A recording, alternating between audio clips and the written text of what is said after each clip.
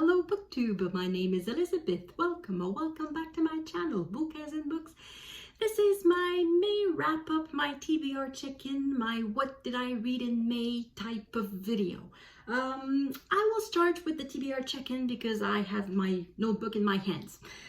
If you remember, in April, I sort of set myself a challenge to read 10 of my own books without acquiring any books, whether it's buying books from the bookstore or just bringing back books from little free libraries.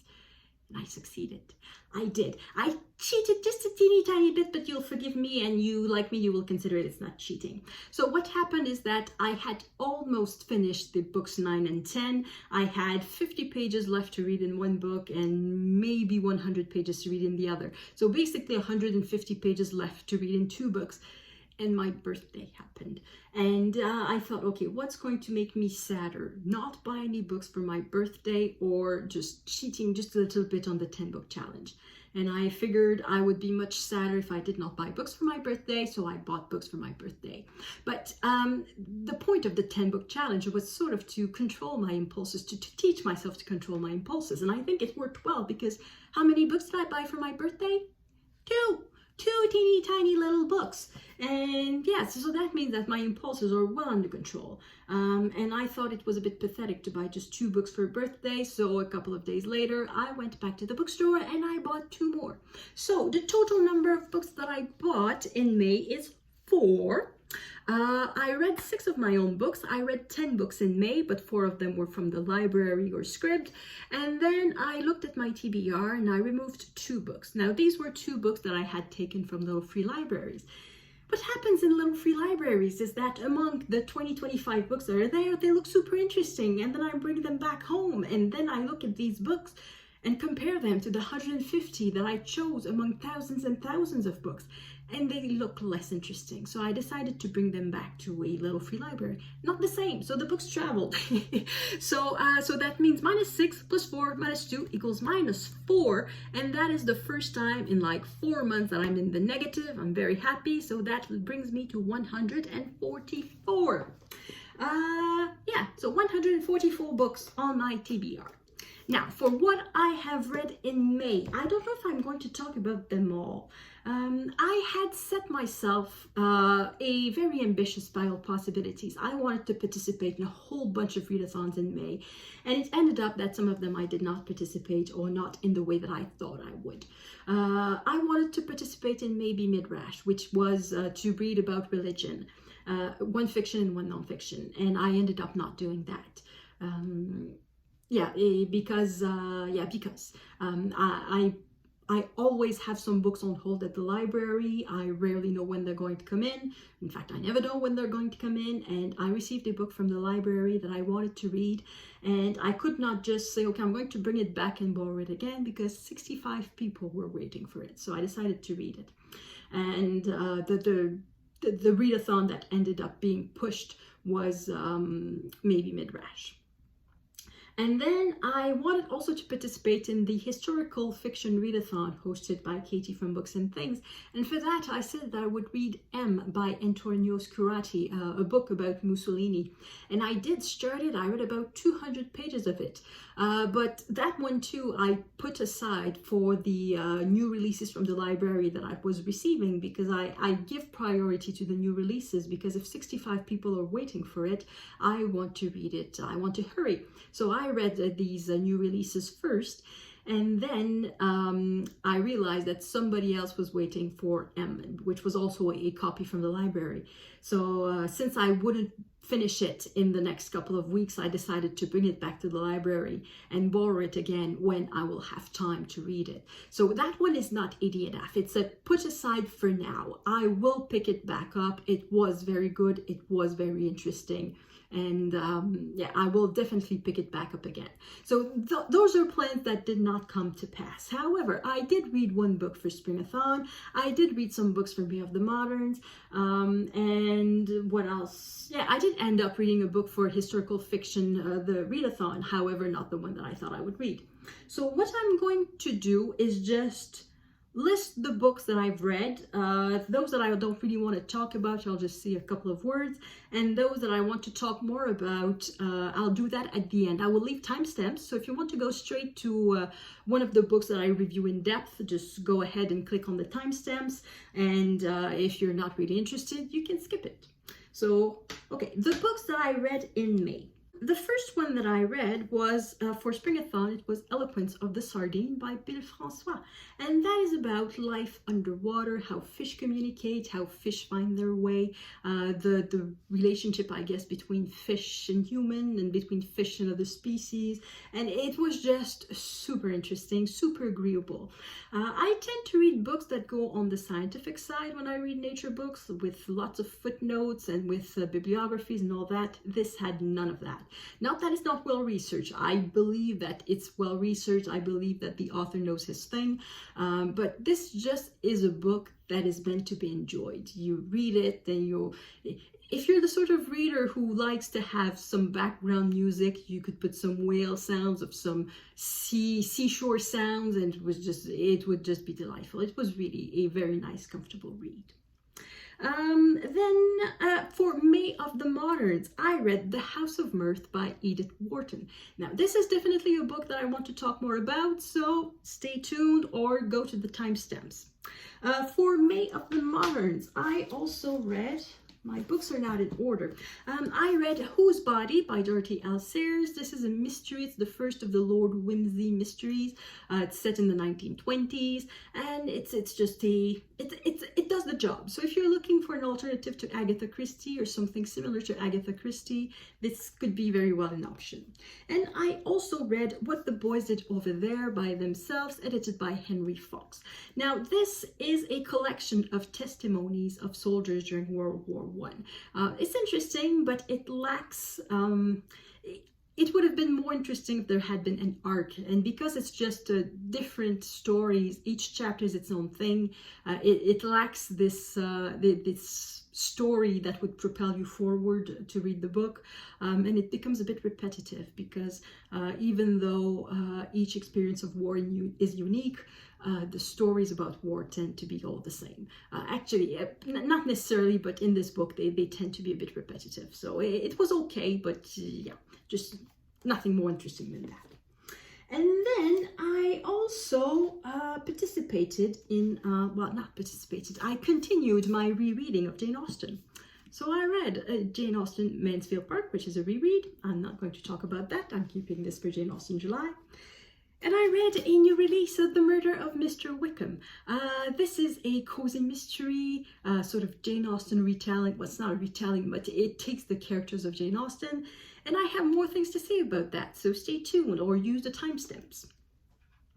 I received from the library a new release that I was really interested in, is We Don't Know Ourselves by Fintan O'Toole, A Personal History of Ireland.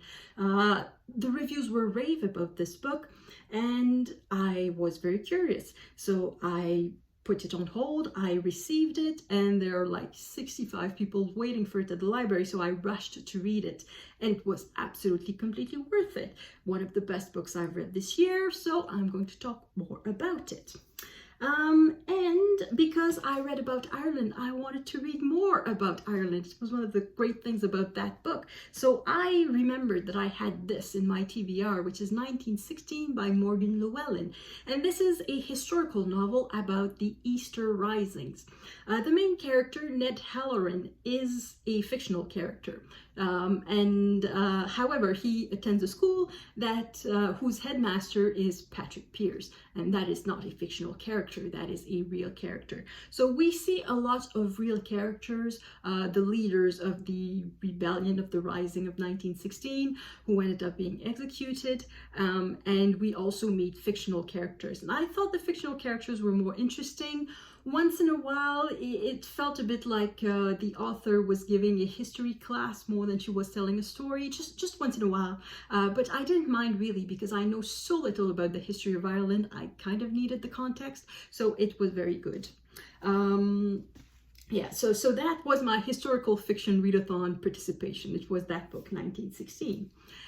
I also finally finished Cousin Pons by Balzac. That one is terrible. it's not good. Well, it's not good. I did finish it, but I finished it out of stubbornness, not because it was very good. And I wanted to know how it ended. But the thing is that the entire story could have been told in much fewer pages. So this is about a man who is not very rich, but somehow managed to amass a collection of art objects that is quite valuable. And when people around him realize that that man is in fact rich, that his collection is valuable, they want him dead because they perfectly know that he will only, he will let go of his collection only over his dead body. So people are waiting for him to die. And then there's the question of the will. To whom does he leave his collection? He wants it to go to his very good friend with whom he's been living for the past 10 years, who is also just a poor man, but that poor man is very much stupid and he's being manipulated. So basically it's about a man being despoiled of his collection and being despoiled of his will, of basically being exploited by his neighbors and family and friends and everything. The thing is that Balzac, before he was a writer or before he wrote novels for a living, he was a notary. That's a sort of lawyer that takes care, among other things, of wills. And he got very notary happy at the end because there are, I don't know how many notaries involved in this, and we go through the nitty-gritty of wills and the success estate procedures, liquidations in Paris in the 1830s, and it's really long. It's really it's not good. So I don't recommend it. If you've never read a Balzac before, don't start with this one because it's really not the best. And finally, the last book that I've read in the month of May is River of the Gods. Genius, Courage, and Betrayal in the Search for the Source of the Nile by Candice Millard. And this book is worth talking about, so I'm going to do this now because I don't have any other books to list. So this book. This is a new release for 2022. It is about the man who found the source of the Nile, because of course the Nile is this mythical river that has been known for a long time. It's mythical. It's real. It's a real river in Africa. And it's been known for thousands and thousands of years. But what was not known was where it came from. Because people living on the northern part, that is Egypt, there's only so far you can go up the river before you end up in a gigantic swamp area that is basically impassable. And even the locals did not quite know where it went on the other side. And people living on the other side of it, so the lake regions in Africa, never either went up north to see where the river went. So even though both places were known by local people, they were never connected. So the source of the Nile was a mystery for a very long time. And in the 19th century, there was this great passion for exploration in Britain. And one of the great mysteries of the world was, what is the source of the Nile? So expeditions were mounted to find the source of the Nile. And at the head of one of these expeditions was this man, Richard Burton. This character is quite extraordinary. He spoke multiple languages. He could learn basically any language in 2 months. He was perfectly fluent in Arabic, so much so that he managed to disguise himself and pass for an Arab man, and he was the first European to go to Mecca on a pilgrimage. And he and survived to tell the tale, I guess.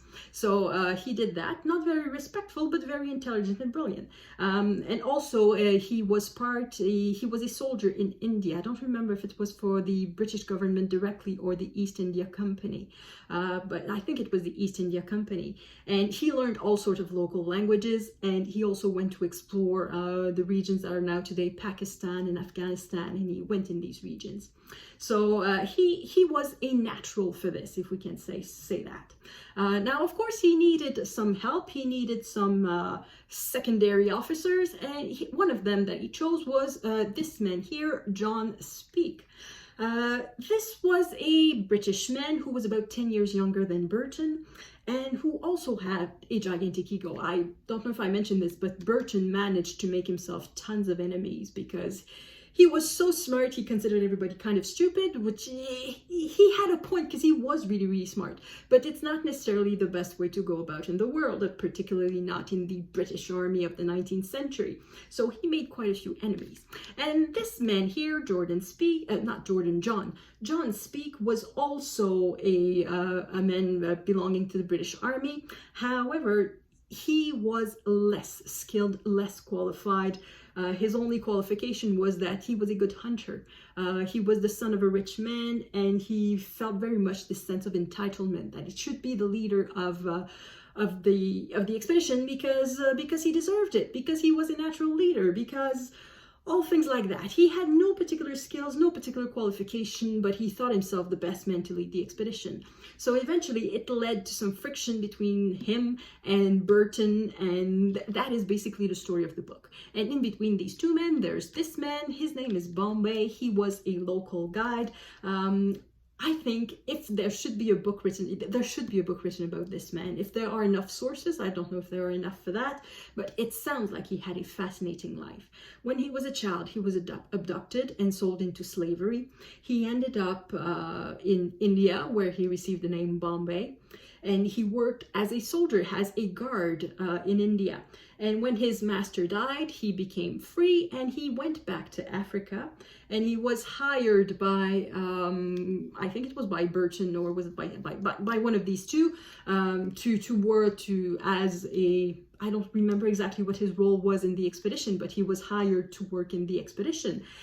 And he ended up being part of so many European expeditions in Africa that he was basically the most traveled man in Africa in the 19th century. So he was part of the expedition that found the source of the Nile. He was also part of the expedition of Cameron, that was the first to cross the continent from east to west. So he basically traveled all over Africa. So that sounds like a fascinating life.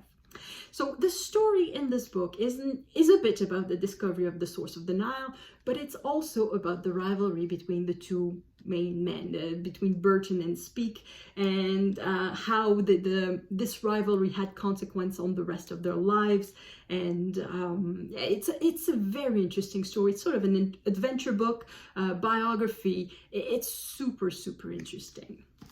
Next, I want to talk about We Don't Know Ourselves, A Personal History of Modern Ireland by Fintan O'Toole.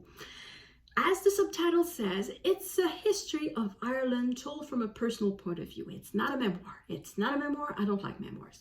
But the idea is that Fintan O'Toole believes that his lifetime covers pretty much a period of transformation for Ireland. The Ireland in which he was born has very little to do with the Ireland in which he lives now. So that's the story he wanted to tell, the history of Ireland in that period. So it starts in 1958, the year he was born. And the portrait he makes of Ireland in 1958 is that of a country that is quite behind economically and socially compared to other European countries. It is still a country of emigration. Young people don't have any future in Ireland. It is still a country of massive families of 10, 12 children, with quite a few of them dying young. It is still a country that doesn't appear to have a future. And the irony is that the revolution that gave birth to Ireland, that gave Ireland its independence, was a conservative revolution. So it was not a revolution that was looking to the future. It was looking to the future in the past. It was dreaming of some sort of an agricultural society where the Irish people would be happy to live small lives, if I can call them that, in the countryside, continuing with Catholic traditions and speaking Irish, and basically looking for an identity in the past.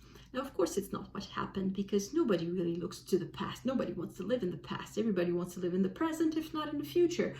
So it didn't really work quite well. There were economical problems, there were social problems, and things like that. So that is the picture at the beginning of the book, and Fintan O'Toole takes us through all the transformations that Ireland went through to be the country that it is today. Now, of course, I know very little about Ireland. I had heard of basically the IRA, Bloody Sunday through U2, and that's pretty much it. I knew almost nothing, and I thought this was just the most fascinating book. It's a big book. It's almost 600 pages, full pages, but it's really, really super interesting. I listened to some chapters. I read most of it, but it's available on audiobook on Scribd. And it's a very good audiobook. I'm not much of a fan of audiobooks, but the few chapters that I listened to, they were really awesome. They were really, really good. So it's super interesting. And another thing that I always had at the back of my mind when I was reading the book it was the comparison between Ireland and Quebec. Now, of course, that's not the book. I'm from the province of Quebec, and for a very long time, I had heard that there were similarities between Quebec and Ireland, in the sense that both countries were dominated by the British. The English are a colonial power, trying to eradicate the culture that they consider underneath. Both regions were very, very Catholic, with families of 10, 12 children. My mother has 9 sisters and brothers. And yeah, so there were very strong similarities. However, by reading this book, I realized that the similarities are exaggerated very, very much. The situation is completely different. First things first, the domination of the English, it was of a very different nature. In the province of Quebec, there was never any martial law. So the Quebecers were as free to speak their mind as anyone else, which was not the case in Ireland. There was censorship of the newspapers, and there was basically martial law all the time. And what else? Oh yeah, and the place of religion. Yeah, for a long time, religion played a big role in the province of Quebec. It was religious orders that took care of hospitals, that took care of school. However, by the 1960s, the influence was going away. There was what we call the Quiet Revolution. So in the 1960s, the previous government was defeated in an election, and some progressive people were put in place, and modern government happened in the province of Quebec. So much so that by the 1970s, there was almost no religion at all left in public life. Religion was a non-factor, and to this day, it's even worse. In the province of Quebec, over 60% of children are born out of wedlock. And it is not because they are all born to single mothers, it's because couples just don't get married. It's just that people don't believe in the church anymore. They don't believe in God. They just don't. It's just not important anymore. And churches are empty, churches are closing, and it's been like that for a very long time. And in Ireland, up until the 1980s, the 1990s, the majority of people, like 90% of people, still attended church at least once a week, which is not something at all that happens in the province of Quebec. So yeah, the comparison between Quebec and Ireland stopped being relevant quite a long time ago. So I really, really adored this book. I love this book. It's one of the best that I've read this year. And it made me want to read a lot more about Ireland. So that's the reason why I picked up 1916 by Morgan Llewelyn, because I wanted to know more about Ireland. And I want to read more books about Ireland. I thought it was just fascinating. So I highly recommend this one. In fiction, the other book I wanted to talk about is The House of Mirth by Edith Wharton. Now, this is my first buddy read. Can you believe that? I've been 1 year on BookTube and I still had never done a buddy read. So I did my first buddy read with my good buddy, Shelley Swearingen. We started our BookTube channel pretty much at the same time, the same week, I think. And yeah, she's my BookTube buddy in a way. So we had this buddy read of The House of Mirth by Edith Wharton. Wharton is an author I had never read before. Same thing for Shelley. It was a discovery for her too. And I think the fact that I read it as a buddy read made it so much more interesting, because when I was reading, I was always wondering, okay, what am I going to talk about? I have to think about what I'm reading so I can have something to say to Shelley about it. And I think it really enhanced the reading, the fact that it was a buddy read. So what is this book about? So the book is about a main character named Lily Bart. She is part of upper class New York. So upper class, think Downton Abbey upper class. So the sort of life where you think about your clothing, where you're going to dinner, who invites you to dinner parties, who invites you to their country houses, and things like that. So she lives among the very rich of New York City. However, she's not very rich herself. When she was a teenager, her father, who was very, very rich, went bankrupt. So that meant from one day to the next, no money at all. And not very long after that, both her parents died, and she was taken up by an aunt, so a sister of her father, I think. And she sort of became a moocher, if I can use that word, because she didn't have the revenues of her friends, but because she was so beautiful, so pretty, so nice, so entertaining. Everybody loves Lily Bart. She always got invitations, so she could live from one country house to the next, and basically go all year round and spend quite little time with her aunt in New York City. And that was the sort of lifestyle that she liked. At the beginning of the book, she's now 28, still unmarried, and she sort of realizes that her days of being invited and being the life and heart of the party are over, or soon to be over, and she must do something. So that is where we find her at the beginning of the book, and I think Lily Bart is a wonderful character. Shelley made a very good observation. She mentioned that Lily Bart was not necessarily the sort of character that is meant to be liked from the get-go. She's a bit like Scarlett O'Hara in Gone with the Wind, who appears to be superficial, petty, and just thinking about herself, unable to think of other people, and things like that. And I thought that was spot on. Yes, that is Lily Bart. That is the type of character that we're not really supposed to like.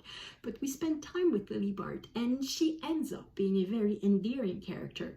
And I think one of the main difference with Scarlett O'Hara, even though the character of Scarlett O'Hara was created like 50 years, 30 something years after this one, after Lily Bart, it's that Lily Bart somewhere has a conscience.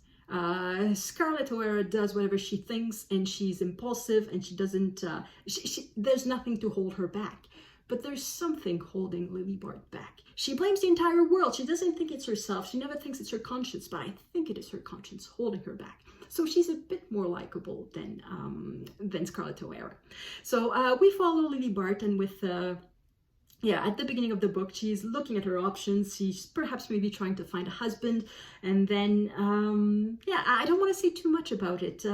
It's the sort of book that I guess you can spoil, because if you know how it ends, perhaps it could diminish your enjoyment. But at the same time, it doesn't really matter. It's really the character that is important. It's not really the action. So anyway, all of this to say that I loved this book. I loved the writing. And I think Edith Wharton is one of these writers that after just reading one book, I know she's going to be one of my favorite writers. I know I'm going to read more about her, more of her books, more of her work. I know that she will be one of my favorites. So I will talk more about Edith Wharton at some point on my channel, because I will read more of her books. And the final book that I have something to say about for the month of May is The Murder of Mr. Wickham.